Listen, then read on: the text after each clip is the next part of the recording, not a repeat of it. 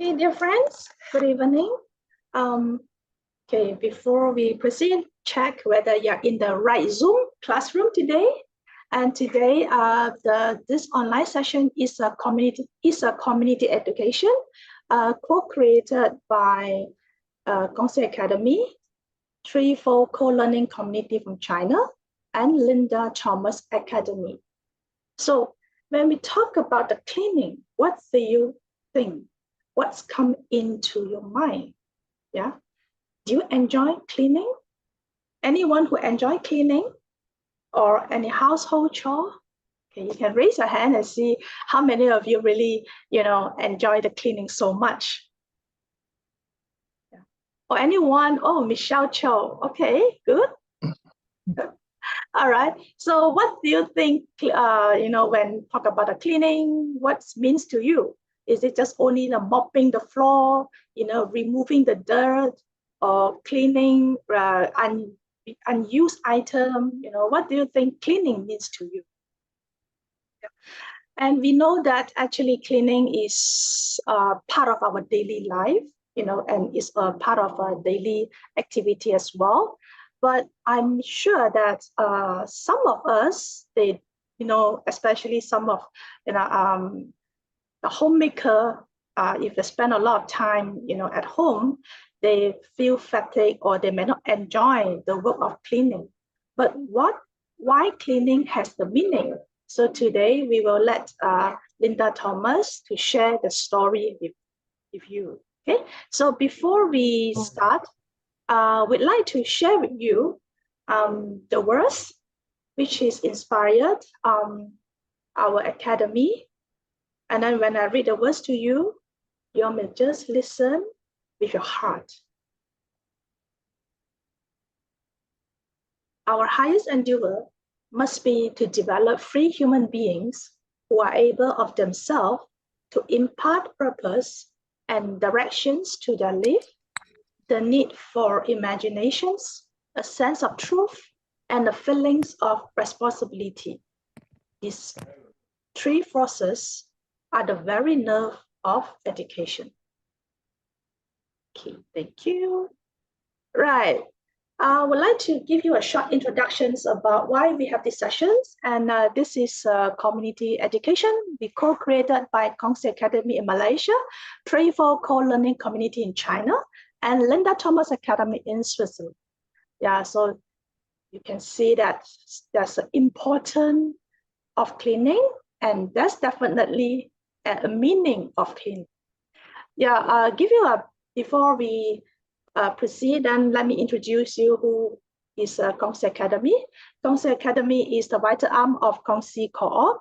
Gongsi Co-op is Malaysia's consumer co-op we formalized a year ago with the intention to connect people, soil, and nature so that we could co-create a harmonious system.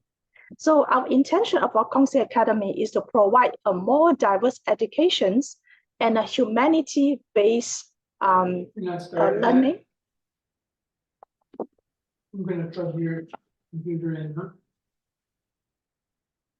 No, anyone can mute it if you accidentally on. Yeah, so all the courses we organize and arrange in Gongsi Academy is emphasized on holistic approach to a human development, and it's a lifelong learning for all ages. So we have done about close to 100 sessions of the activities last year. And also we have two cycles of a text study, with this book in Mandarin, Why Cleaning Has Meaning. And also in August, we invite Linda Thomas to give us an online share as well. So about another partner of this session, we also have a Threefold co-learning community from China, and Threefold they have three transitions. The development for this Threefold learning community. At first, they established in 2017 as a translation press, where they focus on children education and community building. And in 2020, they established a Threefold Co-Learning Community, where they also create online and offline high-quality courses and readings. And lately, they just formed the Trefoil Books in Austria, where they start to publish books in Chinese and foreign languages just to support the authors and interpreters to publish the books in Amazon and other platforms. And currently, the Trefoil Books, they currently have 10 books were produced in Amazon and more books are under preparation. Of course, the main role today is our dear Linda Thomas. Yeah? And Linda Thomas, lately, they are fully involved in the academy where she would like to use her 35 years experience, to share the why cleaning has meaning and why the cleaning not only removing the dirt, but also they could bring the community, the family, and also the relationship to be into a harmonious the atmosphere and get everything, connect everything closer. So we have a nice encounter with Linda Thomas this September, end of December, and end of September when we visit to Donna. And we are so happy, and because we were invited to her house, and others when they know that we visited to Linda's house, then there were one question they asked: is her house clean? Yeah, okay, we can share. It's not only clean, but full of the warm and love atmosphere in her home. So this is not only the place is clean, but the environment, the atmosphere, the created is actually interrelated. We can feel the warm gesture that Linda gave to us when they received a group of us, about 11 of us, to visit her home. We have a short gathering and nice chatting and meeting friends, and also together with Ming Yus tonight. She is online from Trefoil's co-learning. Yeah, we have about an hour chat and we exchange and get to know each other well. So we realized that this topic is very important, especially for nowadays, we have a very hectic lifestyle, and most of the time we're spending outside. And also we outsource some of the services to some of the agents as well. But it seems like to Linda, her mission is the room care, the cleaning, everything is extended to a human care. This is the mission that she shares and she has, and hope that through all this cleaning, all this activities, is a love dedication. Yeah. So when cleaning becomes care, what's happened? Yeah. When cleaning has meaning, what happened? Yeah. I believe that because now we most of our household right now is get ready for spring cleaning, because next month, February, 2 months later, it is a Chinese New Year coming soon. So usually when we enter in the new year, most of the household will do a lot of big cleaning. Yeah, we will remove a lot of old stuff. We hope that we will do some furnishing or a minor renovation of the house. Make sure that our living place is bright and is new, look like, and also clean. Yeah. So before we get the things goes on, let's learn from Linda Thomas and heard about her experience and why she found that cleaning has meaning and all the cleaning has a purpose, and which today our main topic is creating the space for the new year. Now, I would like to pass the floor to Linda.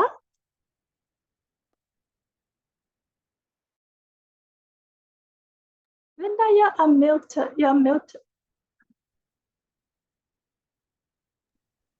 There we go. Yeah. Thank you very much, Samantha, and a warm welcome and hearty hello from me to all of you. At the moment, I am in South Africa. This is my country of birth, and I'm here basically on holiday. And so I'm not even in my own home at the moment where I should be preparing the space for the new year. But this year, everything is a little bit different. So I will change all these things when I get back in January. Now, in the introduction, I don't want to repeat everything that Samantha has said or written, but this whole thing about cleaning, it is a crucial part of our daily life, of our environment, and it affects our health, whether we think it or whether we're aware of it or not. It affects our activities, our relationships. Through the many, many years that I have been working on this subject, I know to what extent it can affect the relationships of everybody who lives in the home. It can bring about tension if we do not handle the subject carefully. And there's the one thing when I listen to what the things that you usually do before your new year, it is so admirable. And I must say that it's something that in the West we have lost a little bit. Not everybody does the spring clean anymore, and the whole importance of this somehow seems to have gotten a little bit lost through the hectic ways in which we live. And like everything else that is part of our daily life, we can use cleaning as a tool, as an implement, something that can change things, because everything that we do on a regular basis can either become routine, and routine can be tiring. It can be even, it can put your soul to sleep. So if you just do things out of habit, out of routine, that is something totally different than when you consciously give it a rhythm and then work with it in a conscious way. One of the things that many women, I think this is more a quality that women have than men, is this idea that we have to be able to multitask. And, I often have an image of myself when my children were small. You have a baby on your hip, you've got your telephone, squashed here in between your shoulder and your head, and you're stirring the pot on the stove. And, are we doing justice to the food? We're not doing justice to the baby. We're not doing justice to the person that you're speaking on the telephone. So this is something that I would so much like to wish us all as part of a preparation for the new year. Let us learn how to take one thing after the other. First, really connect consciously with everything we do for that moment. Let the task which we are doing, the one task that we are at this moment, be the most important task. Because that's when you actually really love to do things, is when you are able to surrender yourself completely to the task at hand and not try to do 3 or 4 things at the same time, because you cannot give the same quality to everything if you try to do them all at the same time. And this is a question that when we work together over longer time in January, we can go into more, because there's so many aspects of this, trying to do the one thing after the other. So you can keep that in the back of your mind when you would like to create space for something new for the new year that is going to come. And one of the aspects of cleaning is, of course, of caring. As Samantha said, it's not only removing dirt, but creating space. When we learn to work with love and with devotion, with attention to the detail, to the small things, that is when cleaning becomes caring. And the minute that we start caring for a space, we don't only remove dirt, that we really are able to create space for something new. And what do we want to create space for? Sorry? what do we create space for, and who do we invite to fill that space? And this is important, that we become aware that, of course, there is a whole invisible world around us that is peopled or alive with beings that are there and that are willing and really ready to help us, but they are waiting for us to ask us. They are waiting for us to ask them to help us. So cleaning, this gift of the activity of transforming, untidiness into tidiness, dirt into cleanliness, that is a gift that we can give not only to our homes, to our families. If we become aware of what we clean with, it's a gift to nature. It is also a gift to the spiritual world, because we are able to create spaces for them in which they can become active. And I would like to share with you a small anecdote from my childhood. It was one of the memories that came back to me when I was looking for ways in which to learn to love cleaning, because it's something I had to practice. It was not something that had come naturally to me. Immediately I decided to clean, to put my children into Waldorf school. And it was not always easy. So I had to really learn to accept this as part of my life and to love it. So I then lived with this question of, how do I learn to love cleaning? And one of the memories that came back to me was when I was a child in South Africa, and we had two African families who lived on the farm, who helped my parents, the men with the fields, and the woman helped my mother in the house. And I remember that one morning I woke up early. I was a young child, and I saw this lady standing in front of her hut. And these little round huts that they have in Africa. And she had created something like a small terrace in front of her hut. And it was connected from her door to the outside of the circle that she created outside by a small path. So this one morning, she stood in front of her door. In her hand, she held a little broom which she had made out of twigs and branches, and she looked out into the world. And then at a moment, she turned around, she faced her door, and then with the most elegant and respectful of gestures, she bent down and she started sweeping the path with a small broom. And as she was sweeping the path, she moved backwards, little steps, and she had these beautiful rhythmic movements that continued until she reached the end of this little path. She put herself in the upright position and then purposely walked towards her house, made a short pause at the door, and then went inside.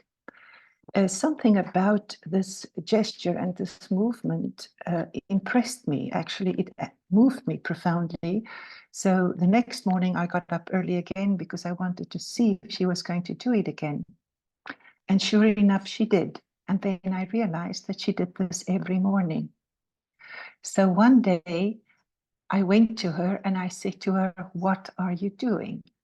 Now, of course, everybody knows that she's sweeping the floor, but I knew there was something behind that. So I wanted to know what she was doing. And she looked at me, and her answer was, "I sweep the floor in front of my house very carefully every day and very consciously, because only good spirits are allowed to walk on a well-swept path." She said, "And the first person who walks on that path brings a blessing to the house. And I bring a blessing to my house every morning." And that was something that was so profound. And I'm so grateful that I had lived with this question of how to learn to love cleaning, because if I did not, this memory might never have come back to me. But how profound is that? That everything that we do with awareness, that we do carefully, we actually create space for the good spirits to walk on. And I think if we bear that in mind, then of course it is really quite easy to learn to love cleaning if we are able to work just from that point of view. Now, as we said, our main theme is creating space for the new year. And then it's, for me, important to ask, you know, how do we see the new year? Is it merely a date? I mean, in the Western countries, it's the 1st of January. The 31st of December is often spent partying, you know, trying to start the new year with a bang, and sometimes also with a hangover. And yes, is it just a date? It's the end of something old. It's the beginning of something new. It's also a form of moving on. You know, if you look at the children, when they finished one school year, they move up to the next class, different level. And yes, do we strive to reach different levels when we have a new year that comes? Very often we hear about New Year resolutions. And, you know, we want to change so many things. We want to achieve this. We want to overcome this. We want to lose a few things around the house. Perhaps we want to lose a few kilos.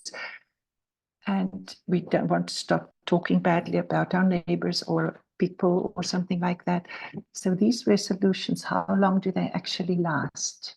How do we try to really keep that up?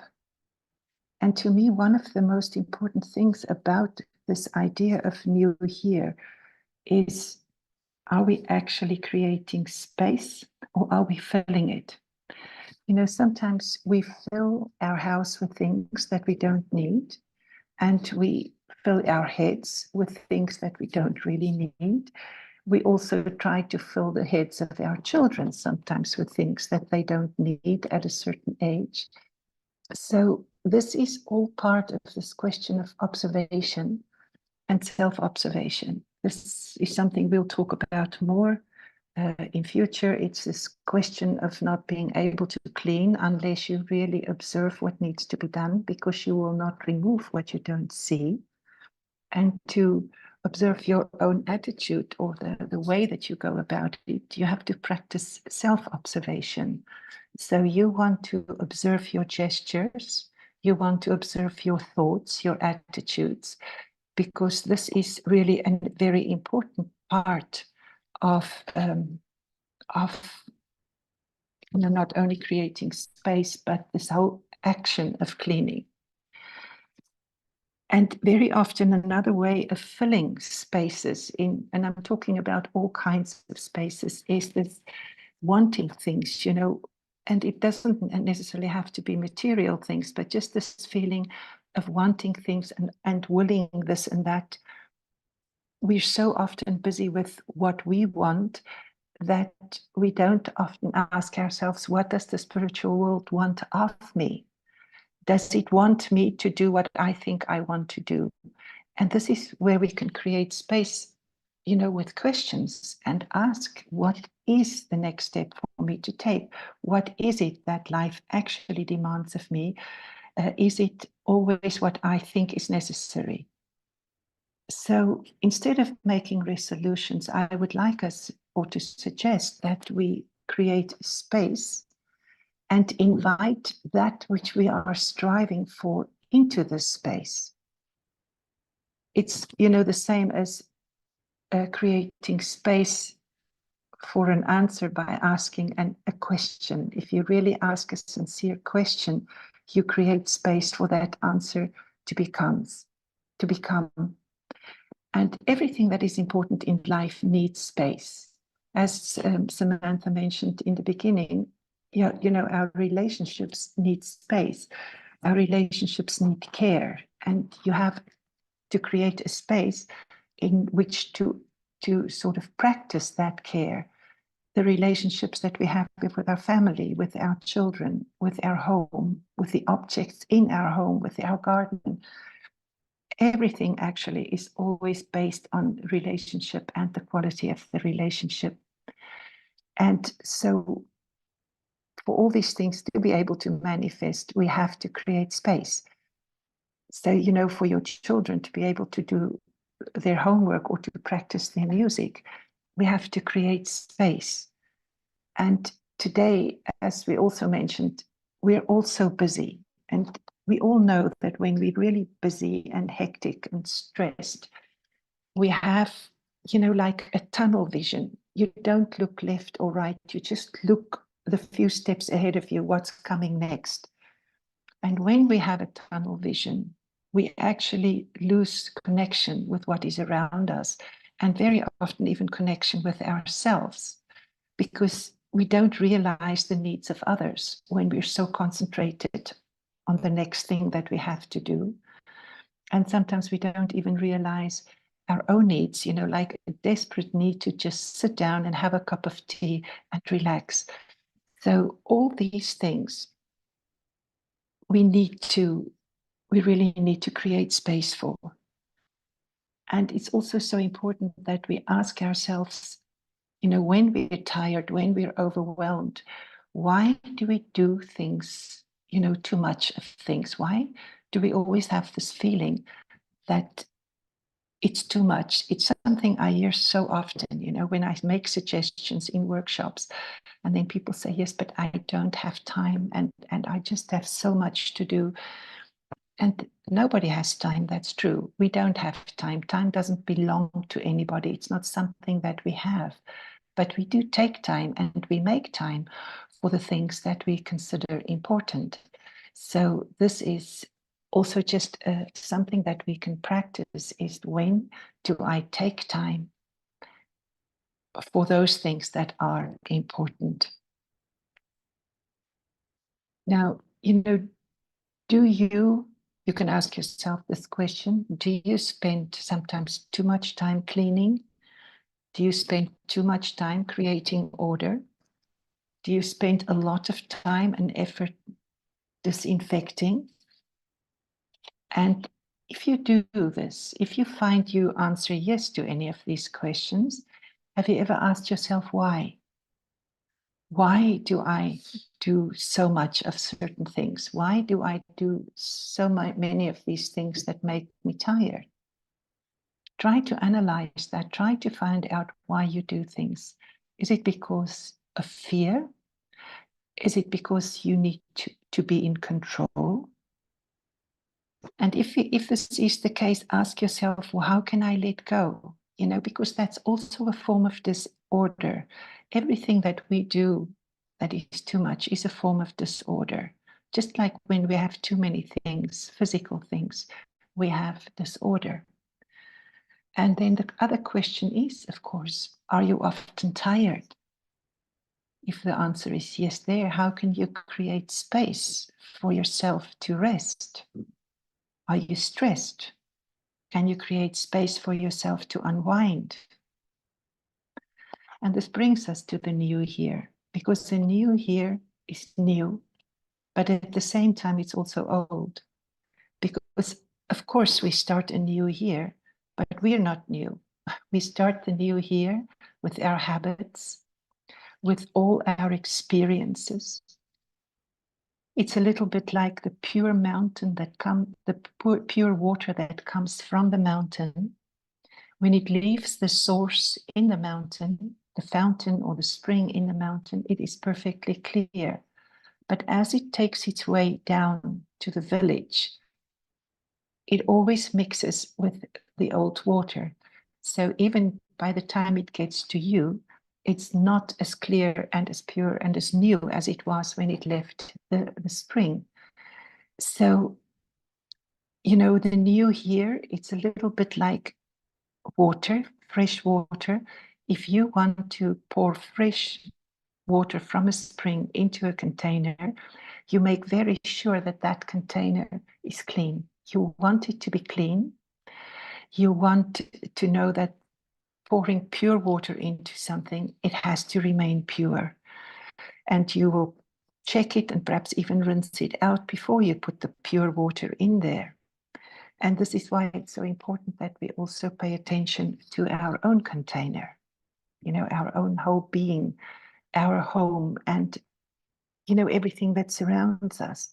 And then we get back to this question of observation and self-observation. And we also spoke about cleaning as a family. So this is something that I would so much love to encourage. There's so many different cultures in this world, and even within one country, there's different cultures because people aren't all brought up the same way. So, you can live in Switzerland, and in one culture, you have this thing of people doing something together as a family, create a community and really do something together. And in the other family, you will have this idea that that's just women who do this. It's a woman's job to look after the house. The husband brings the money that the family needs to live with. And even if the woman works, somehow it seems that the husband's work is more important. So the woman has to do the work at home. I know that in some cultures, you have this. I've just been to Canada, and even people there had told me this is so difficult because we both work. And, a woman would say to me, I work and I also do the housework, I do the cooking, I do the cleaning. My husband works and he has a good job, and it's wonderful because he makes everything possible for us. But who is entitled to rest on the weekend? So this is something that we have to create space for, that we have this kind of communion and a communication with each other, that we can, decide that there's not, this is more important than that, but as a unity, as a family together, we create space for the festivities. And how wonderful it could be if we create space, for instance, for the new year together as a family, as a community.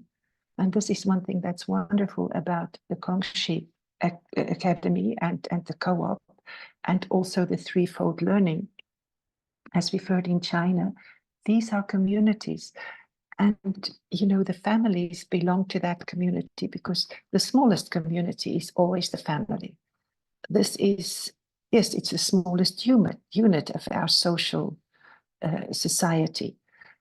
But we have the communities that go a bit further. And this is why it's so wonderful if we can bring the values from the family into the community.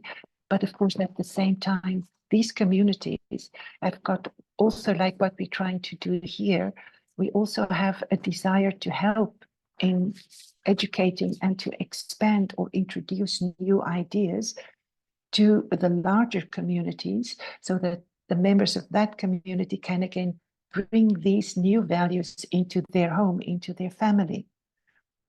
And this is what is so important, that as a family, when we want to now work together to create space for the festivities in our home, the home is the space that we share.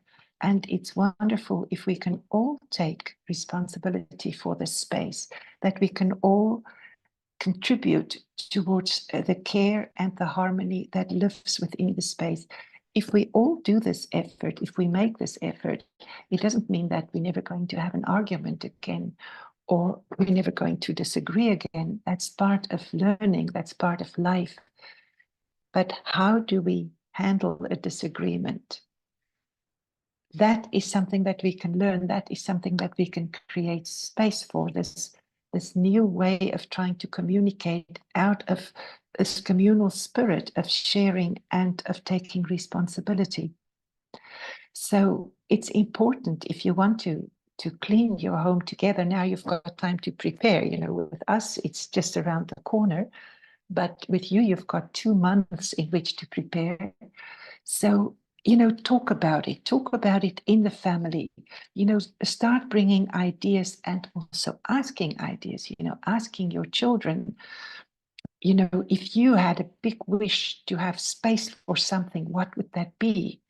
And how would you think you could go about creating that space? How can you make more space for something? Or, you know, it's just so important to discuss and to plan this together.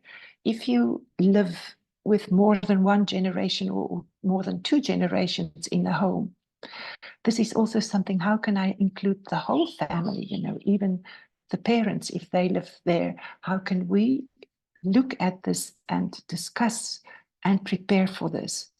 And I've always encouraged working with the guardian angels as we speak about these beings in the Western world. But you also have your spiritual beings, you have this awareness of the beings that live around us. So you can ask these spiritual beings to help us and to support us, to prepare a space for the discussion, for this moment of organizing together, and then really create the importance and the awareness of being able to let go of certain things. You know, like for instance, if there's going to be gifts given, like now here in the Western world, Christmas is around the corner, and with Christmas come gifts. And if you have to choose gifts for your children and for your partner, and the rest of the family, how do you choose those gifts? Do you bring really quality gifts that will serve the purpose of the family, that will be things that can last for a long time, and not something that you're going to throw away 2 weeks later or 3 or 4 weeks later? And you know, not to give so many small things, but rather something that has a specific value and that the children would appreciate and that they would then also want to take care of, to create a relationship with. This is all part of just pairing and preparing and knowing what you want to create space for. 哈，通过这样子的一个精心准备，去维持到我们的关系的一个发展。所以，我们说这个实际上也是在为我们的关系制造空间。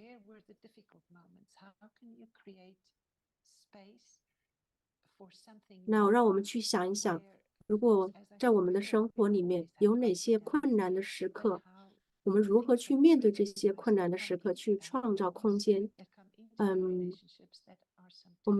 当我们在面对生活的挫折的时候，我们如何能够去认识到这些，能够去把这种平静和照料的这种关系带到我们的家庭里面。And you know, we can always compare removing dust with clearing bad thoughts. You know, working with transforming negative feelings, it's like getting rid of dirty water. There's just so many ways in which we can look at things. And of course, always with gratitude for all the good that we have experienced. And to let go of the less good things, but at the same time, to be aware that the things that were difficult were very often a possibility in which we could have learned, because we do learn from the difficult situations. So we can be we can bring gratitude into this, you know, always being grateful for what has come to your life, what your destiny has brought to you, so that you could learn, and also invite, you know, new learning possibilities for the new year. So yes, let's organize this together. Let's plan it together, that it would be something that would be joyful, you know, to share, that would be joyful for the whole family, and that this can create a bond of new understanding, of love in our hearts for our family, but also for the society. And how can we bring this out into the society? So what belongs to the preparing? Of course, when we do these big cleanings, we're going to do things that we don't do every day. As Samantha said, even small renovations. You might want to wash the curtains. You're definitely going to wash the windows. And it's good to sort of reflect on everything that needs to be done. And this can be also part of a discussion in the family. Let's make a list. What are the things that we need to do? And then also say, well, who's going to do what? What would you like to do? You know, it's nice if a child says, well, I'd like to clean the windows, or another one says, well, I would like to sweep out the cupboards or wash the mirrors or whatever. So, but it's good to work together as a family so that everybody has an idea of what this involves. And, you know, then you can say, oh, then everybody can say, oh, but that's much too much. You know, can we make set priorities? You know, what can we do? What shall we do together? Make a decision as a family together. And if you say, well, but it's really to start the new year, I would like us to do all these things, then sit down and try to work out how much time you're going to need. You've got experience, you did this last year. Because the most important thing of cleaning together with a family is please do not plan too much. Do not expect too much. We do not want you to expect too much of your partner, too much of your family, too much of yourself, because what's going to happen is you're going to be overwhelmed. Everybody's going to be stressed, and then it's not a positive experience. So the preparation is important, especially if this is the first time that you're going to try to do it with the whole family. Plan it well, look at all the details, and then, you know, depending on how many people are going to help, you have to have the cleaning equipment and the material so that you will have enough for everybody to have what they need. When do we start? How many hours do we work a day? Don't work more than 1.5 hours at a time without taking a little break. Maximum 2 hours, especially if you work with children. Make sure that you've got nice treats to have when you have the break. Have some nice fruit or have a nice drink or something light to eat. But make sure that you plan the work, but you also plan the breaks, and that you make these breaks joyful. Enjoy them. Let the children look forward to it, and then they can say, Mommy, we need another break. And then you can say, well, we're first going to just finish this, and then it's going to be the break. You know, this is important. And then see if you're going to do this over 2 or 3 or 4 days. Because just trying to fit everything into one day, it's very often not realistic. I mean, I don't know, perhaps you're much better organized than I am, but I would not try to fit it, you know, to fit too much into everything. And this would be a very good opportunity to do observation exercises with the whole family, with everybody that's going to participate. You know, when you start planning, let's look at this room. What's in this room that we don't need anymore? And what do we have in this room that needs to be done? You know, can we actually, yes, decide on what we want to do in this room, and then, as I said, try to sort of estimate how much time you're going to need. It's important that there's always, when you work together, that there's joy, that there's laughter. Don't forget your humor. If something happens, make little jokes. You know, if a child drops something or whatever happens, don't make a drama. Try to take things as they come, and there should be humor, always humor connected with this. And also be aware of the movement, you know, because it's one thing we very often very hectic in our thoughts, in our actions and things like that. But how often do we really move? How often do we have quality movement? And this is one of the wonderful aspects of cleaning. You can move, you can consciously move, you can, you know, you can bend down to clean a corner, and you can be aware of that movement. You bend down, you clean a corner, and then you get up again, and you're aware of this movement. You can make a little dance with your vacuum cleaner. You can even dance around the broom. The way that you take your cloth, the way that you wipe the table, if you really wipe the full surface of a table and you move with your whole body, not just with your arm, but take your whole body into the movement. If you clean a window, it's the same thing. Move with your whole body, move the whole being. And, practice this, become aware of the movement, because that's so wonderful, harmonious, loving gestures. It's also a good opportunity, if gifts are involved, to spend time with your children, that they look in their rooms and, create space for what the new things that they hope will come or that will be coming. There shouldn't be too much stuff. And we as parents should be examples, so of course, if we have a totally stuffed house, we can't expect a child not to have a stuffed room. It's really just part of that. It's like this one mother who once said to me, she phoned me and she was most unhappy because she asked her daughter to clean her room, and her daughter turned around and said, well, you do yours first, mommy. We cannot expect our children to do things that we don't do ourselves. So this is really important, that within this whole task that we are always aware that that we are examples for our children in everything they do. Now, when you've gone through the day or these days of having done something, or when you've finished a room or a cupboard or something, make sure, as I said before, you observe and see what needs to be done. And it's wonderful when you finish a task to bring everybody together again and to observe this.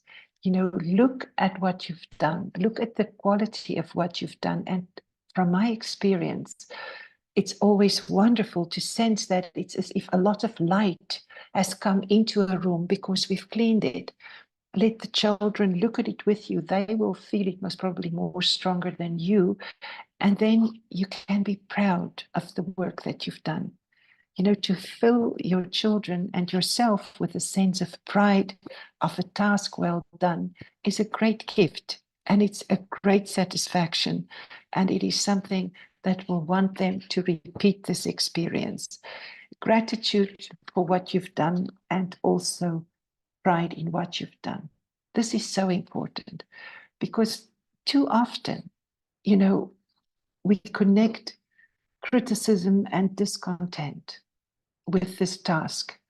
We're not happy with it, and we grumble, and we feel that we're the only one doing it, and we're angry at the people who made the mess that we have to clean up.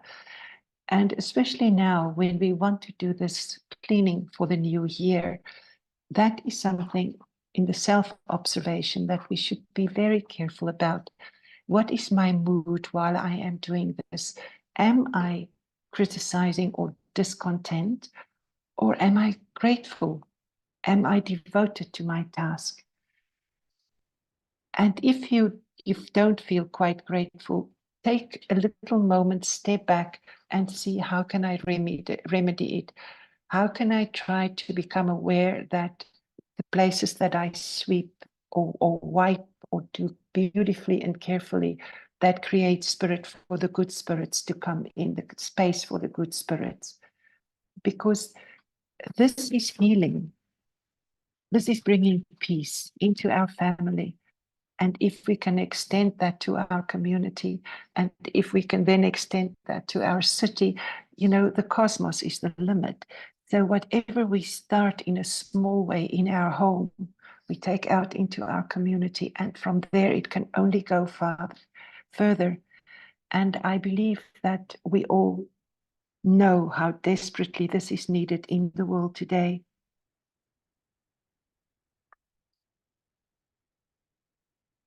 It is really true that everything that is done out of spiritual understanding is where a new civilization will start. And as I said before, our home, it's the smallest unit of society, of social life. So if this can be changed, then so much can be changed in the outside world, because everything is reflected in the home. This is where everything that is cultural everything that has, sort of to do with civilization and learning and awareness, all these things live in the home. And because this is reflected here, this is where renewal can start, a small beginning. But as I said, with that, we can bring healing, we can bring understanding. With everything that changes in our family, we can bring that into our community. Something else that it's good to be aware of when we do the cleaning and the caring is that we work with the elements. Now, we usually speak of 4 or also sometimes 5 elements. I know that in the Chinese culture, for instance, you speak of the 5 elements. And when we clean, we are always in contact with these elements. These elements all have got their own meaning, their significance.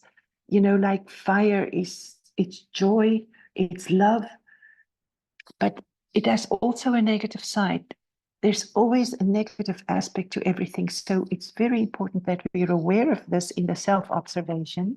When is the negative aspect of the element affecting me?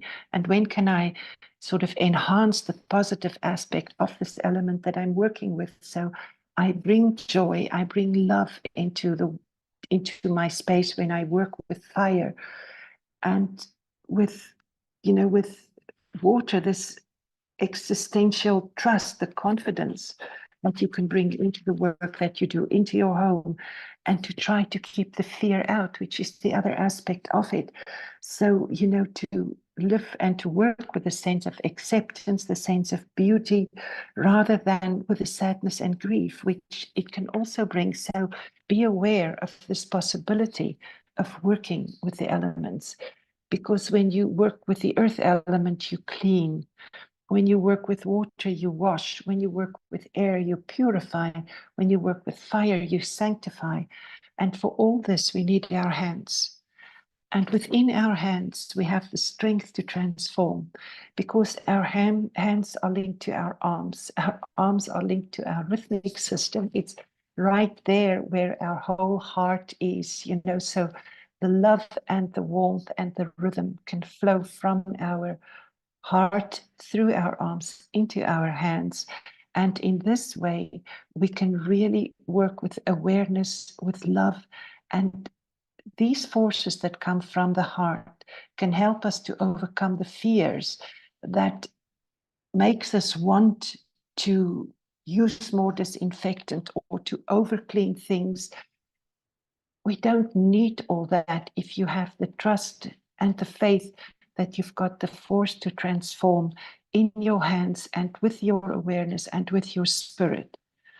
And there is one of the verses that is just before New Year, the New Year that we know in the West. It is by Rudolf Steiner, and it says, surrendering to spirit revelation, I gain the light of the world being. And I can only confirm that this surrender, this total surrender, this is when we allow the higher forces to work through us, to guide us, and to help us to bring this healing and this peace into our homes and into our community. And I wish for all of you with my whole heart that this is something we will be able to do this year, and that it's something that we can work towards and strive. And in that sense, way in advance, I would like to wish you a very happy new year. And now we will start with the questions, if that's all right with you. Thank you, Linda, for such a wonderful sharing. And for friends, should you have any questions to ask, please type in the chat box. Yeah, Linda, here is one of the questions about the school.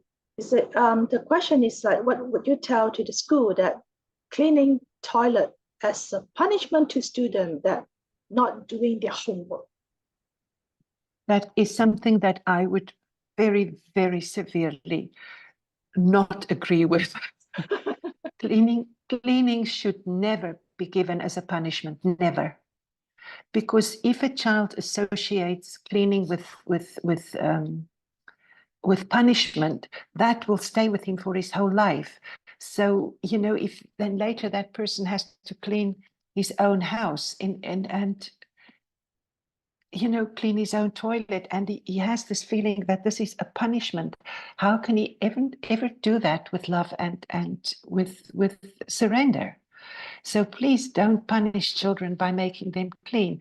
The only way that you can punish them, and then I mean punish, is if you say, well, you know, I think that because you haven't done this, you should be doing this, but then you do it with him. If a teacher punishes a child by giving him a task to do, the teacher should be there and accompany the child and guide the child and show them how that is done correctly. And then actually the child can learn something from that experience, and the child can actually be grateful for that experience. So please don't punish children by letting them clean. Okay. Thank you. I think this I have answers your questions.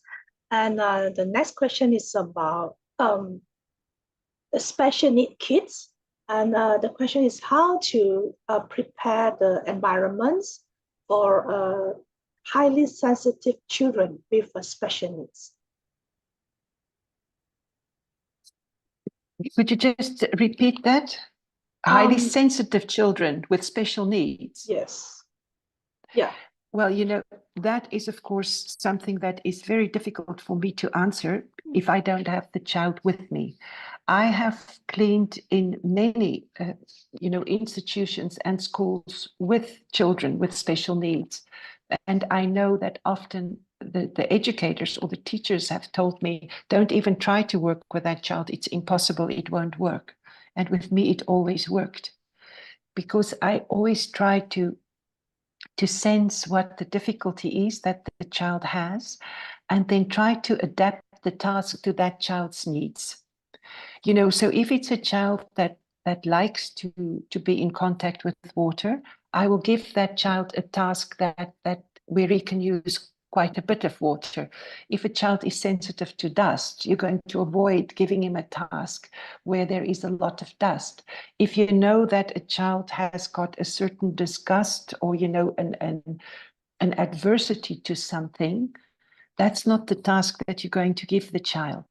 So, and I think that you have to be very sensitive to the children with special needs, in that you perhaps take them close to you and guide them into what they can do. And, you know, anything that is really harmonious, like, for instance, folding the cloth and wiping small surfaces that are not too difficult, and observing a piece of furniture, for instance, with a child, and let them see how nicely that furniture is made, you know, how the pieces are joined together, and then go along all the surfaces, you know, observing the piece of furniture, that can sort of really give the child a sense of interest. As I said, it's very difficult to just give you a question that's going to fit every child. That's impossible. But here again, if you're going to work with children with special needs, I always prepared myself in advance. I really prepared myself in advance. I tried to have this contact with the spiritual beings that are connected to this child, and ask these beings to guide me into working with the child in a way that would be good for the child. Okay, thank you.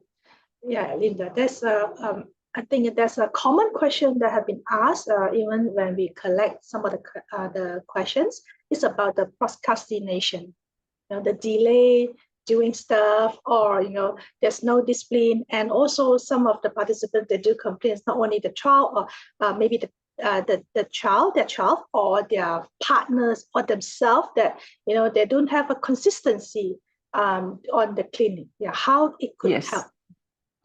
The best thing that can help with procrastination is rhythm. You know, when you give your work a rhythm, for instance, you know, very often the biggest reason of pushing things of not doing them immediately is because you perceive what you have to do as a mountain. It seems like so much that you don't have the courage to even start. And that's why people just push things on and on and on. So if you sort of give your work a rhythm, I mean, I gave this example in my book and often before, when my children were still living in my house, we cleaned as a family on Thursday afternoons. The children didn't have school. We had our own business. So we always made sure that until 3 o'clock on a Thursday afternoon, we did not take appointments. And if you have a rhythm in which to clean your home, the rest of the week you're free. But if you're procrastinating, you always have it on your back.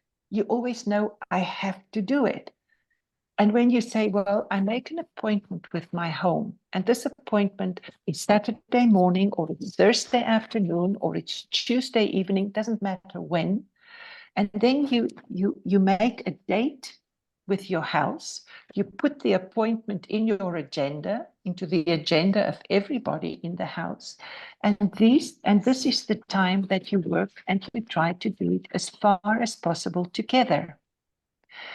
And, with my children, it became so much part of their lives that they never even questioned it. They knew on Thursday we cleaned together. And when they had friends that came to visit, the friends would help them so that they could start playing together sooner. And we always had the plan that at lunchtime, it was my husband and my son, and in supper, it was my daughter and me who did the dishes. In the morning, everybody did their own dishes because we didn't always have breakfast together. But all the meals that we shared, one part did it on the one time and the others at the other time. So it was never a question. I never had to say who's going to help with the dishes. Everybody knew who's going to do the dishes when and which part of the cupboards are going to wiped on that at that time. So it's just a question of organizing and setting a date. And then, here again, you have to agree. You've got to speak with the family. You've got to come to this agreement. And then once everybody has agreed, then you can expect. But if you don't agree on it, if you don't talk about it before, you can't expect it to be done, okay? That's important. But if you yourself really have this problem, you start there, give yourself a rhythm and say, on this day, I will do this. Because if you tend to procrastinate, then you're not going to help your family. So you have to overcome that first. And this is also with a good rhythm. A rhythm helps with all these things. If you come to visit me, you say you came to visit me and my house was very clean. Now, before, when my children were cleaning with us, we would clean on a Thursday afternoon. So if you come to visit me on a Wednesday evening, especially if it's winter, you might find a little dust ball in the corner. That didn't disturb me. It was going to be removed on Thursday. But of course, if my cat brings in a mouse on Thursday afternoon after I've cleaned, I will not let it stay till next week. That's common sense, So, but it is a relief if you know this is when I do the work. Then the rest of the time you're free. You don't have, if you know I do my laundry on this day, the rest of the week you don't think of your laundry. It's planned, it's organized.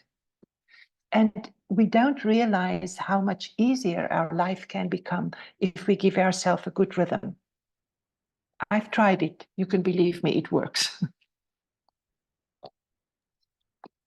Okay, thank you. The rhythm, building a rhythm is more important. Yeah. So another question that someone raised a hand and leave a message about the elements. They would like to get more. Maybe you can explain a little bit more about the elements you mentioned at home, the element at home, and also they'd like to find out where they can get more information regarding the methods to enhance the elements. Yeah. Well, in my book, I wrote quite a lot about the elements and the elemental beings.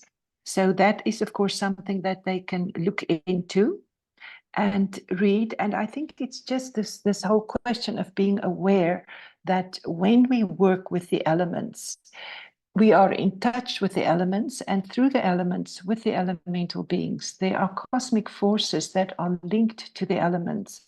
Now, as I said, in the Western world, we work mainly with the earth, the fire, the air, and the water, and also with the ether. And I know that in the Eastern world, you often have the earth, you have got wood, you've got metal, you've got water, and you've got fire. And so it's good to just look into that. I mean, you must have knowledge about these things yourself. But for instance, water has got certain qualities, and everything has got positive sides and negative sides. And I remember that when I was, for instance, as a young mother, and sometimes when I just started my business and I was exhausted and I was really overwhelmed, basically, I would sometimes experience the negative side of the elements much more strongly than the positive side. Now, we know that water washes away, water can make things clear and limpid, but water is also, you can, sometimes you say to yourself, today I'm drowning. When you've got too much, you're drowning. Or you've got the feeling that I'm bleeding to death. All my life forces are flowing from me. So when you become aware of this, then try to change it so that you can then go from, bleeding to death. So all your forces is running out of you. Take some water, put it over your face, put it over your arms, and feel how that calms you and how that resuscitates you. It makes you feel fresh. It makes you feel good. That's just one example of just working with water. And there's examples for all the elements. And this, I can explain this, but this will take a lot of time. If you want to, I can do that, but you can also really read more about that in my book. I spent actually quite a lot of time with this aspect of the elements and the elemental beings. So you tell me. So the only thing is after that, continue reading. If you don't have get the book, then you can get the book after the sessions. All right. Okay, there's a questions from China participants is asking about the cleanups, the so-called the negative elements, because he asked how frequent do we need to clean up, this negative element or so-called evil spiritual being in the space, because in China that is this called the 净斋 is to purify the house. How often do we need to do this? I think that it's always a great opportunity to do this when you have festivals. Now, for instance, in Europe, we have the Easter cleaning, which is similar to your New Year cleaning because it's often connected with spring. And then you can have, whenever there's a festival, with the festival of St. John, or you've got the moon festivals, you've got different festivals.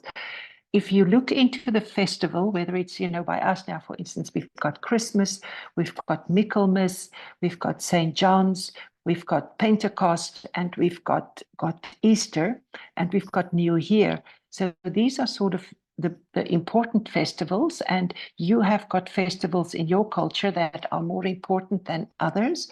And then it's important to see what that festival is linked to, what is the spiritual origin of that festival. And then you can use the forces that are linked with that festival to do this work that you would like to do. And of course, the more regular you do these purifications of your home, the less you would need to have evil spirits, because the evil spirits, they usually come in because of the situations that there are between human beings. If if you hoard a lot of things and there's old energy in your house, that is going to bring certain beings that are linked to that kind of energy. So you have to be able to clear and get rid of certain things to try to get rid of those beings that are linked to that. And there are certain beings that are linked to passions, you know, when you're angry, when you're fighting with people. And as my father said, discontentment opened the doors to all demons. So basically, you have to try to figure out which are the negative beings that you feel are in your house, and then try to find out which ones or what is the counter activity towards these beings, you know. So if it's a being that's there that's linked to negativity, you're going to need positivity in your house, because you don't fight these beings, you transform them or you replace them. You know, like you create space for positive beings. If your whole house is filled with positive beings, there's no room for negative beings. And when you do the cleaning and the clearing of your house, it's good to also open the windows and ask these beings to leave. Tell them that they're not invited and that you would like them to leave. And it's not anything that you need to do with anger or with negativity, because that will only strengthen it. So try to work with this way of transforming and replacing rather than fighting. That's the most important thing. You don't fight these beings, you transform them or you replace them.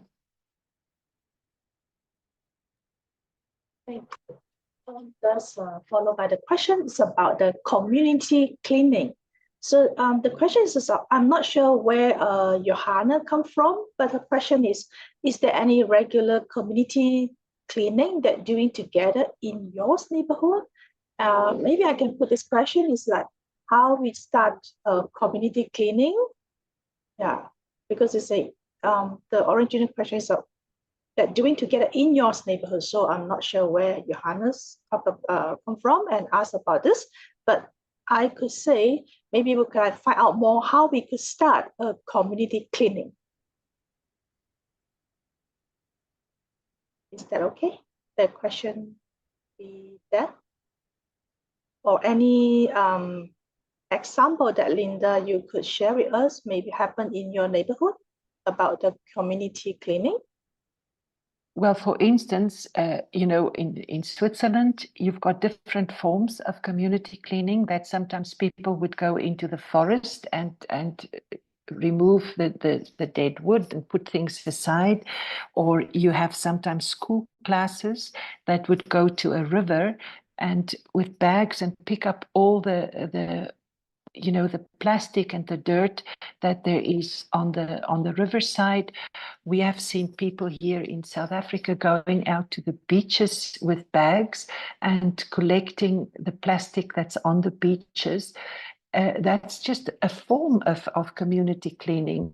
You know, there's so many different ways that you can do community cleaning. We did, when my children were small, and we were 4 friends, actually we were 5 friends, and we did a small form of community cleaning in the way that every Wednesday morning, one of the mothers would look after all our children, and the other 4 mothers would go into the house of another mother and we would clean her house together.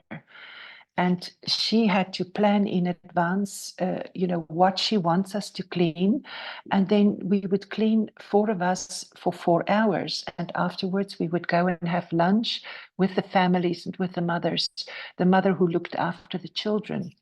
And every week it was the turn of another mother's house. So every 5 weeks we cleaned the house of a mother, only I didn't look after the children ever. I was always with the people who cleaned. So that's another form of community cleaning. And often in spring, also sometimes I've seen in newspapers the community that calls for helpers to do cleaning. together. You know, I know in Japan they clean temples together in spring, that the people go and they have a special thing of cleaning the temples. So I think it depends really very much on the community and the kind of things that you do. So cleaning the schools, for instance, that's a great form of community cleaning, when the parents go to the schools of their children and help to clean the schools there. So there's just so many different ways that we can do community cleaning. Everybody just has to be creative about it. Okay. I Thank hope you. that answers the question. Yeah. Okay. Johanna, this should answer your question. Yeah. If you have further query, then you just type in the chat. Yeah. Okay. And then from Jeff Chan, he have a questions about what are the ways to clean our mind or thoughts.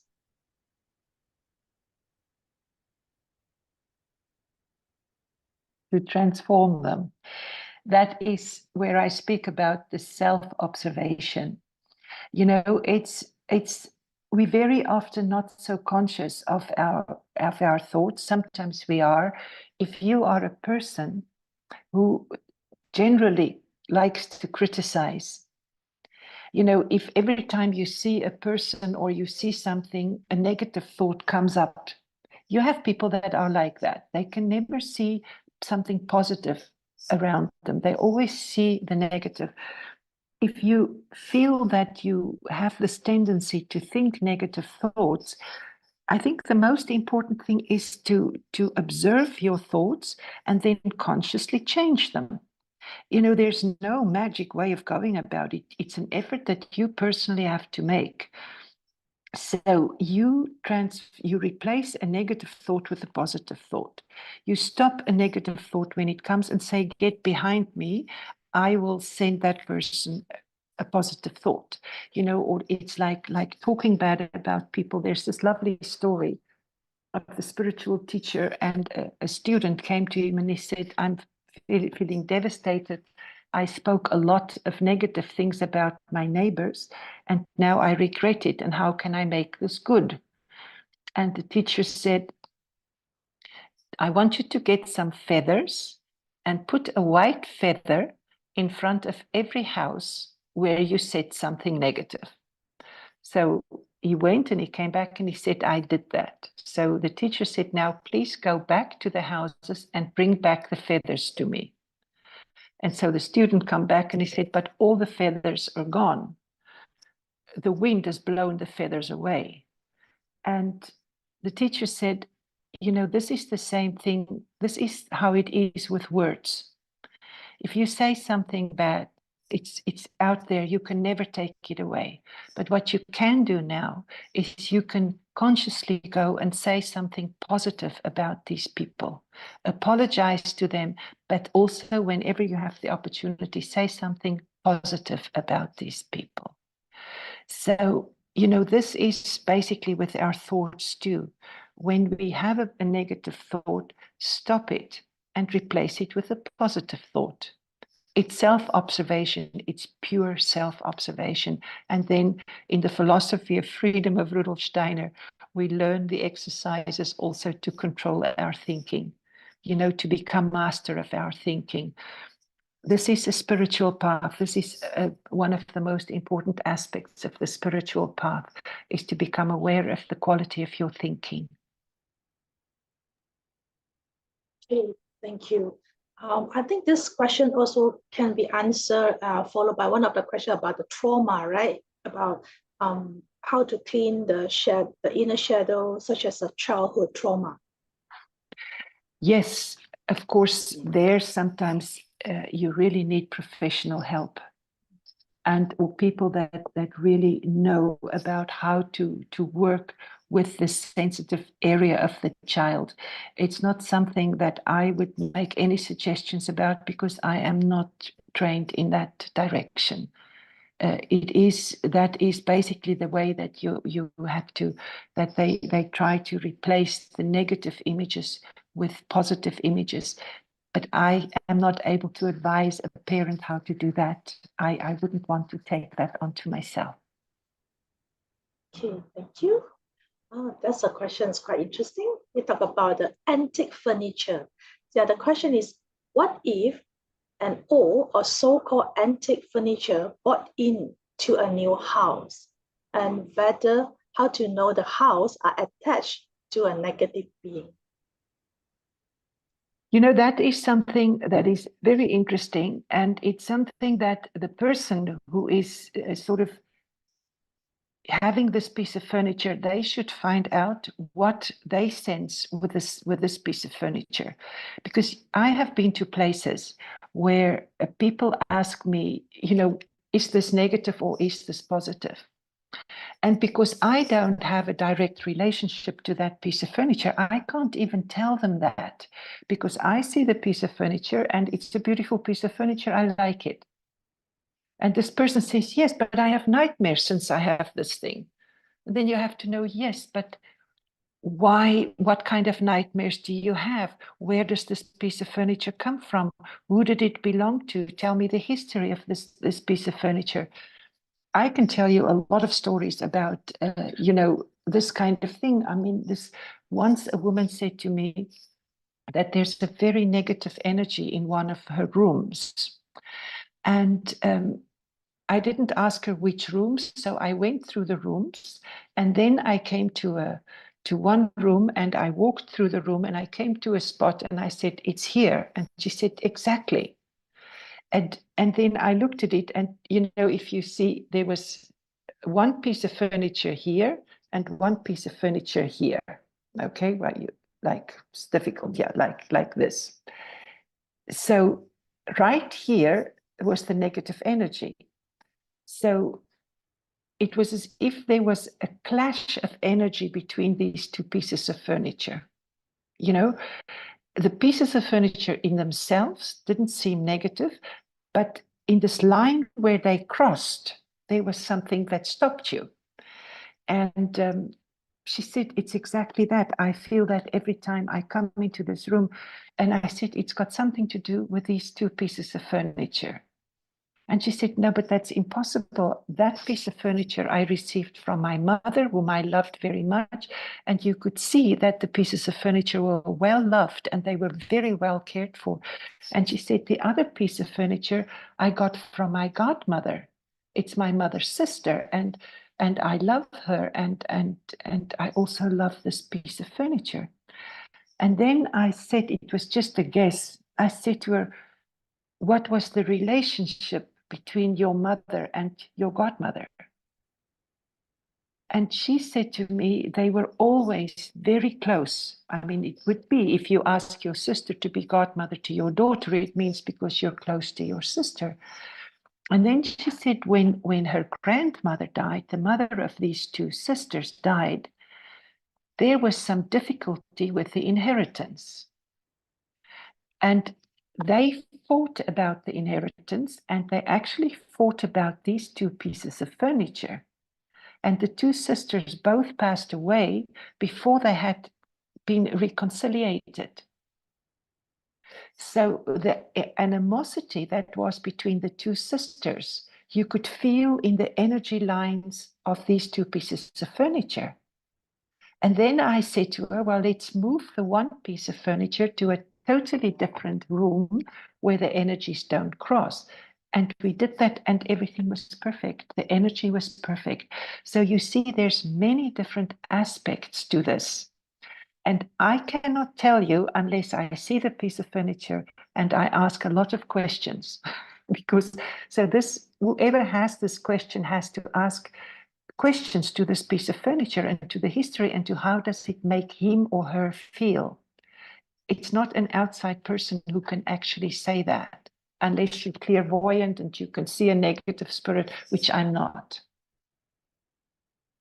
I can tell you just a short other example is a couple came to my workshop and they were newly married, and both of them had never been with a man or a woman before. They met each other when they were 40 and they fell in love and they got married. And when you saw them, they were like they were one person. They were so well suited.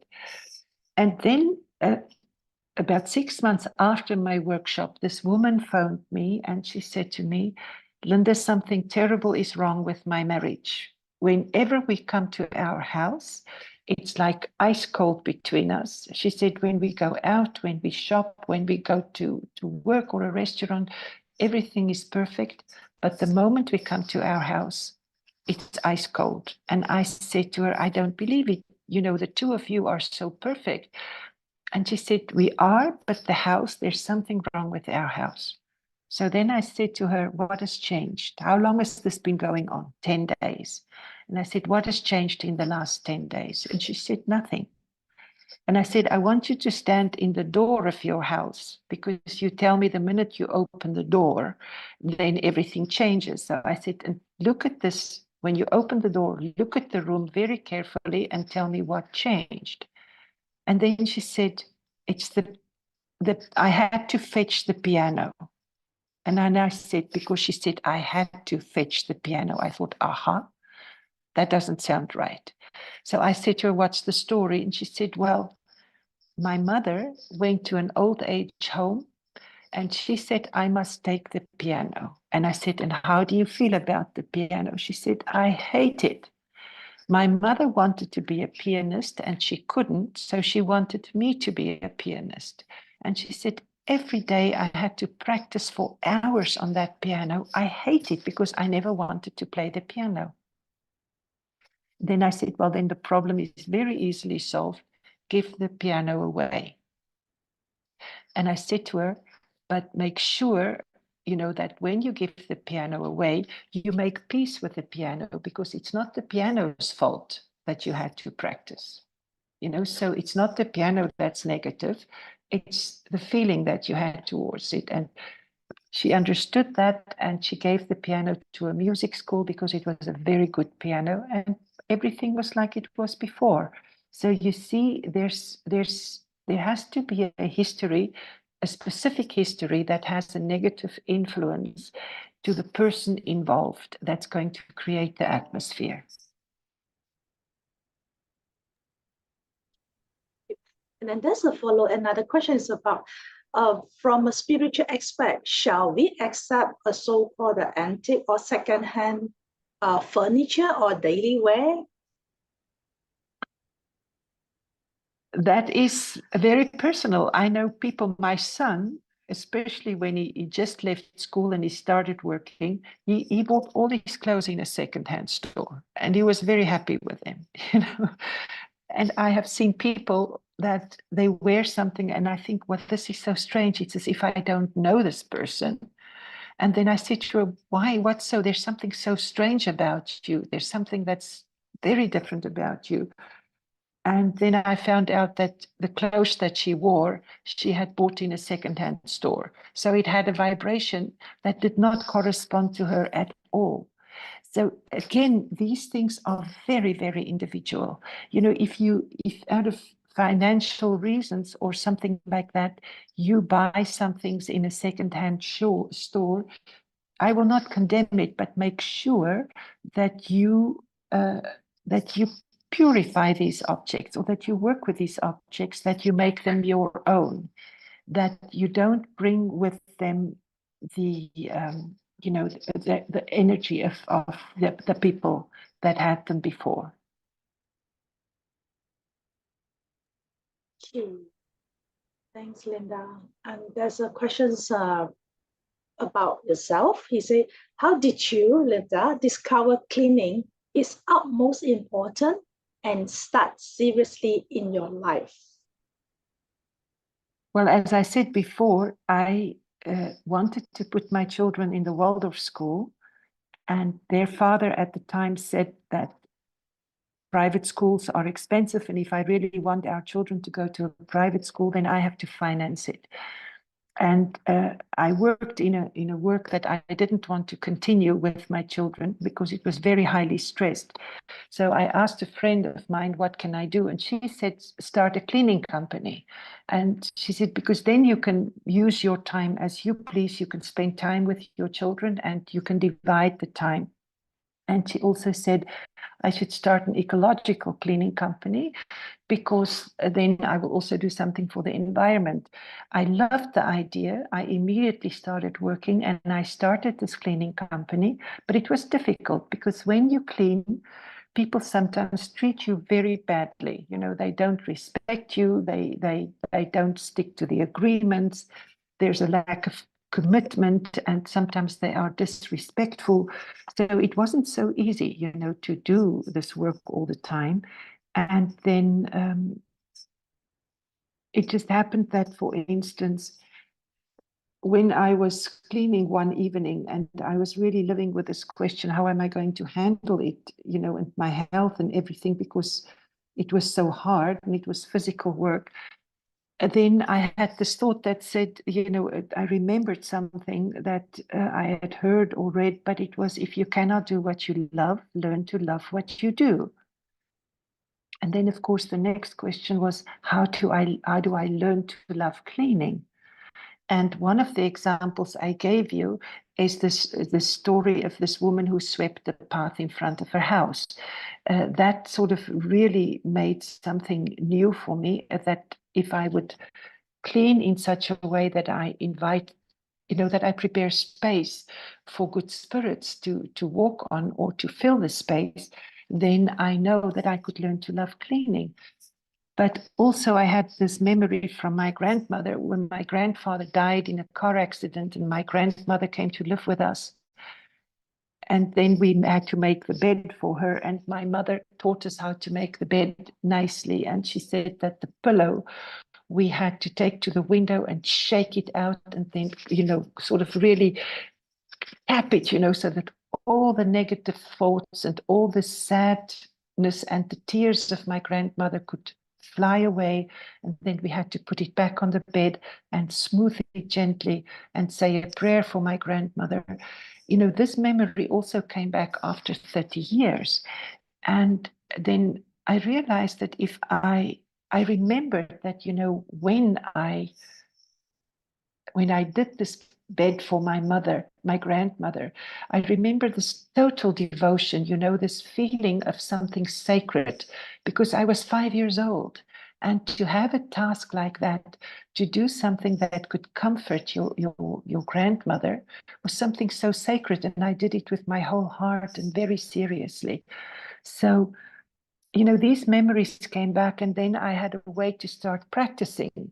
And it's by practicing this kind of, you know, working with this attitude that I truly learned to love cleaning. And I mean, today I still love cleaning.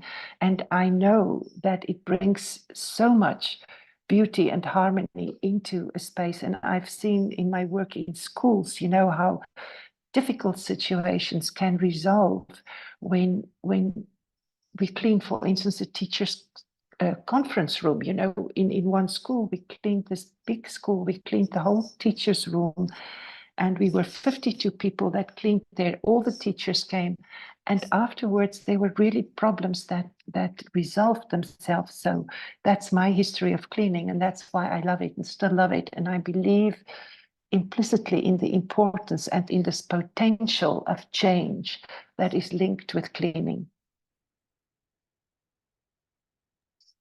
Thank you. So for more of about the cleaning, the experiences, you may refer to the book, Why Cleaning Has Meaning.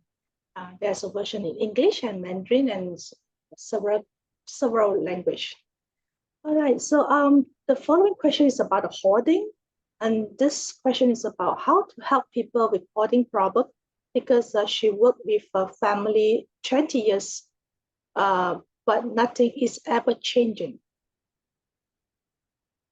You know, if the people are real hoarders, that they really suffer from this hoarding syndrome, it is got very often to do with early childhood trauma.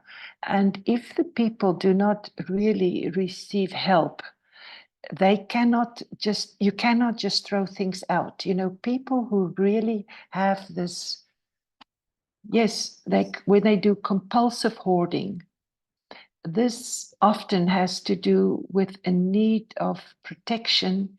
It can have to do with a severe sense of loss. you know, that people sometimes lose a partner, or they lose their work, or they get pensioned, and then there's a big void that comes. It's an emptiness, and people try to fill that emptiness with something material.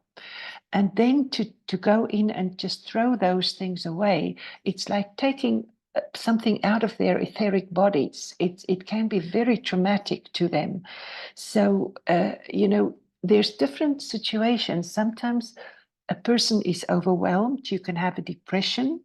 And during this depression, you're unable to do anything because your will has completely sort of gone to sleep. But if you get over the depression, usually you can get to the work again. And if you have some help to organize, it can get clean again, and it can get orderly again. This I've done. But I have worked with people that are really compulsive hoarders, people with this early childhood trauma. And I worked with a person for 6 months, and we did a lot of progress. I mean, we didn't even do a tenth of her apartment, but we did what we had planned to do during that 6 months, we managed to do. And the minute that we reached the goal was that she wanted to invite people for her birthday, and she's never invited people into her house because it was in such a terrible state. So we had agreed that we would just clear the entry of the house, the guest toilet, the kitchen, and the terrace, so that she could invite the people to sit on her terrace. The rest of the house was completely closed. And when we had reached that goal, and she had her birthday party, she had a complete breakdown. It was a complete psychosis that came after that. So just to tell you that this is situations that can be really, really difficult. So you have to find out more about the history of this family. And, you know, sometimes if the mother starts it, it can be like a contagious disease, you know, then the children can get into depressions, and the husband can get into depression. It can be a very sad situation if the whole family is affected by it. And here again, I cannot give you advice unless I know the situation. But usually you need therapy for the person, and you need somebody to help them there in their houses.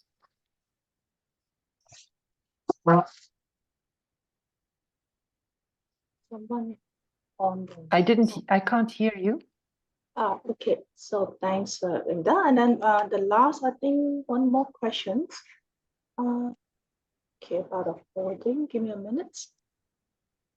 Okay, there's a questions about so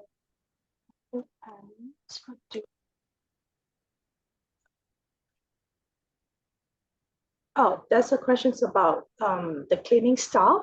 He said that if the host brings his emotion to the cleaning staff or not respect the cleaning staff, and how should the staff or the cleaning worker eliminate it? You know, if the host does not respect the person that they clean for. Yeah. I'm sorry, I don't get the question. It's somebody is working for somebody, and that person does not respect that person. Yes, I mean the host not respect the cleaning worker.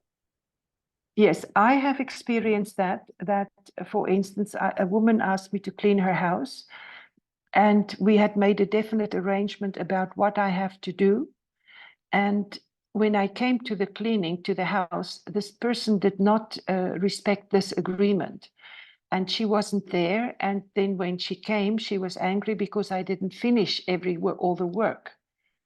But I said to her, we had agreed that I would clean the house. We did not say that I'm going to wash the dishes or pick up the rubbish and order the rooms of the children. Everything was supposed to be in order so that I could come and clean.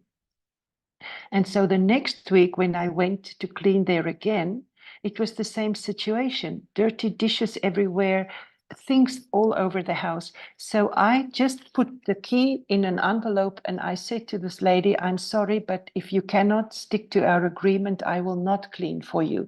So if a person treats you with disrespect and you can afford it, change your work. Go to another person. Don't work for people that don't respect you. That's my personal advice. But I don't know if this person is working for an agency or is she working independently for people. That depends. But I would, in any case, mention that there's a lack of respect. You don't have to work for people that don't respect you. There are people that will respect you. If it's at all possible, I would not work for a person that does not respect me or my work.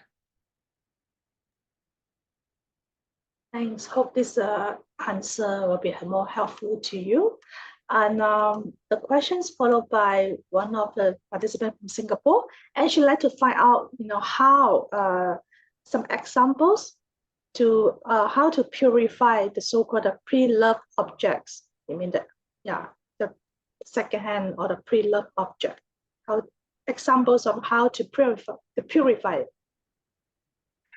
Well, I think that here you can also work to a certain extent. You could work with the elements. We know that water also absorbs and also earth absorbs. So, depending on what the size of the object is and how the object is, I think by just, really cleaning it, in a positive way, washing it or dusting it or polishing it, and just to work with your love, with your awareness, and to work consciously with this thought of transforming the energy that there is to a positive energy, to say that you bring your love to this object. If you bring your love to this object and you touch it, when you touch an object, part of you goes into that object. So part of your etherics, part of your astral, part of your I goes into that object because you link yourself with it. And then in that way, you can transform what is in there. You replace what is in there with what you bring to it. But this is a conscious work that you have to do really consciously. And depending on how it is, you'll have to feel whether once is enough. But if you do that every time you look or you care for this piece of furniture or clothes or whatever, then you can transform what is in there or replace it by what you bring to it. If you buy something and you feel something negative, I wouldn't buy it. Unless it's something that you really love and you think it's worth it. But if you feel something negative about something, why bring it into your house? Why spend a lot of energy on trying to get something positive that you feel is not good for you? It's just a question for me personally.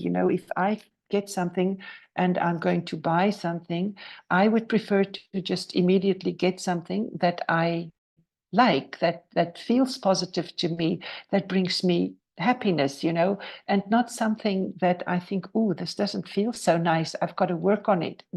I don't see why one should waste that energy.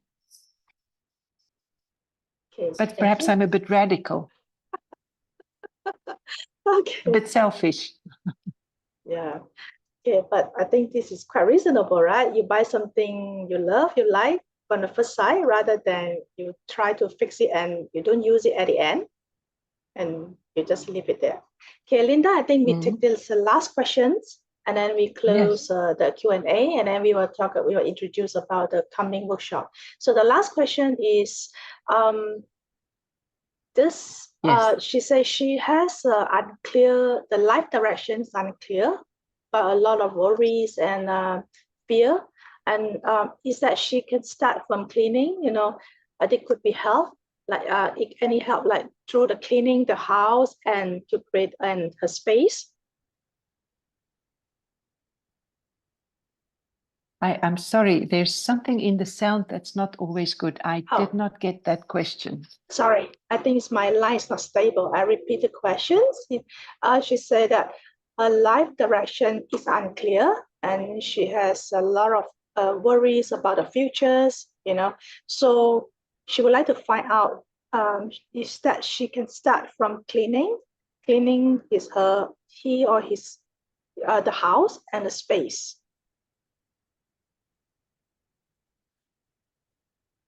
That will definitely help. You know, that will, of course, definitely help that she would create space while she's cleaning, that she would create space for clarity.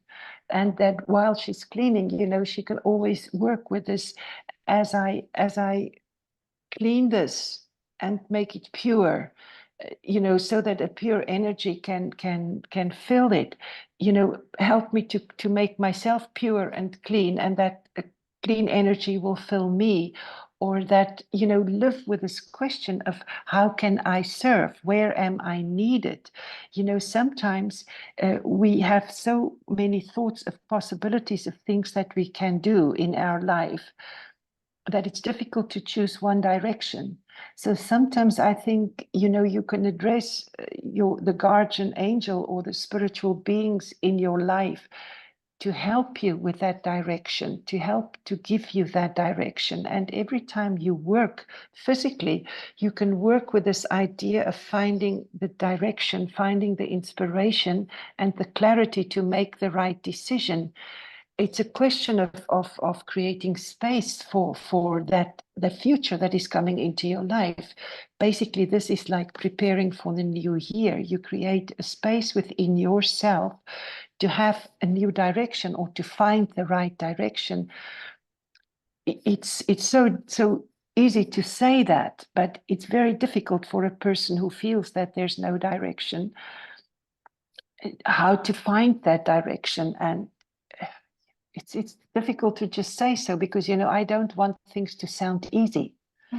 Nothing is easy. You know, you have to work. It's hard work.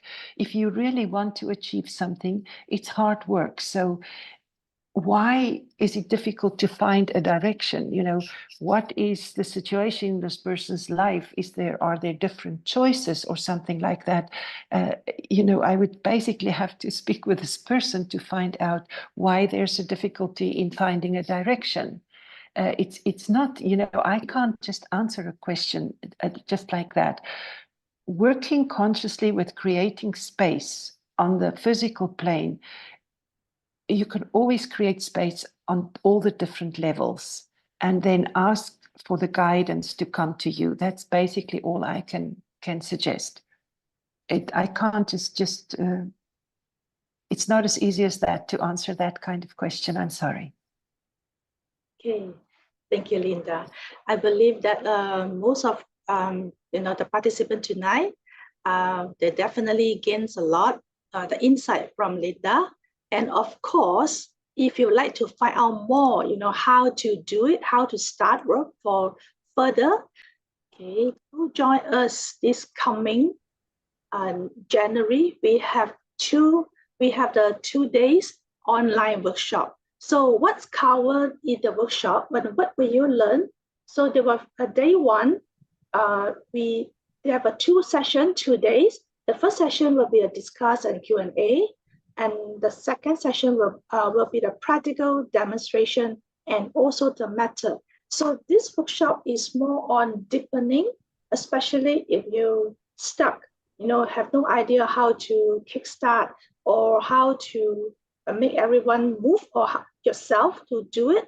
And instead of just listen, you know, or read a book, actually to creating the space to do the cleaning, this activity, you need to do it. You need to move and get a first start. Then you only see the result gradually. So it's not like you just listen to class and then you just read the book, but you do nothing. And then definitely you couldn't get, you couldn't see the change.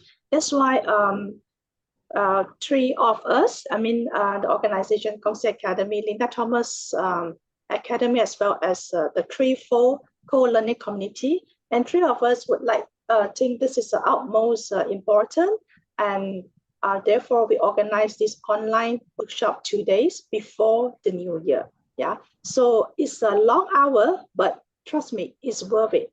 Yeah, it's a January 20 and the 21st, Saturday and Sunday. We start the session from Beijing or Malaysia time, 3 to 6 p.m. Then we have a break, and 7 to 10 we continue. For CET time is 8 a.m. to 11. Then we continue. The second session is 12 p.m. to 3 p.m. Yeah, so there's a 2-day, almost a full day workshop, and this is a deepening learning. Yeah, for those who really like to make a change and you would like to find out a method on how to do the cleaning, and really not only for the physical space, but also for our inner. Yeah, we welcome you all to join this. Don't miss this opportunity to join this 2 days workshop. Yeah, so you could either scan this for the registrations, or we will post the link to all our social media. So this is for China. You also can scan this the QR code to contact the local person in charge for further information. Okay, further for next year coming is a pre-announcement for that. And in June, they will have a conference in Malaysia, which is an anthroposophic conference.